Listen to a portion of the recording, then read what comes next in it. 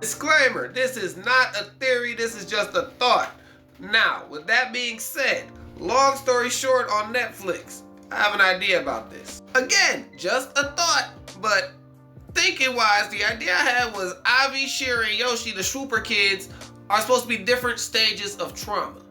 Hear me out. Keep in mind, I'm also not a psychiatrist or anywhere near the degree of smart to do that. So if you want to make sense of my gibberish in the comments, please do so.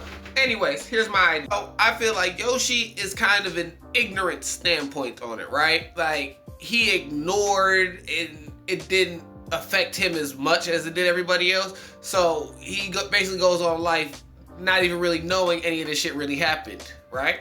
Then with Shira, we had like an understanding. Like, she knows her traumas are there. She knows what traumatized her, but she hasn't grown and accepted it yet.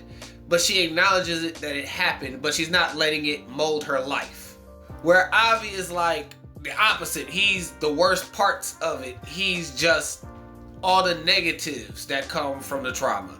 He's depressed. He doesn't say words he usually says. He hides his feelings. He shelled himself off from the world. And I think that the showrunners are going to use all three of these stages to try to evolve into different forms of acceptance of it. Everybody's going to grow.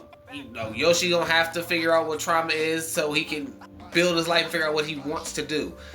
Shira is going to have to, at some point, forgive a lot of people, and that is not going to be easy to do.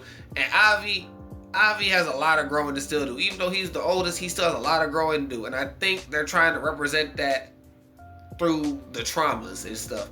And I don't know, this kind of went on to gibberish. Like, comment, and follow if you stuck around. Please make sense of this in the comments, because I wish I could.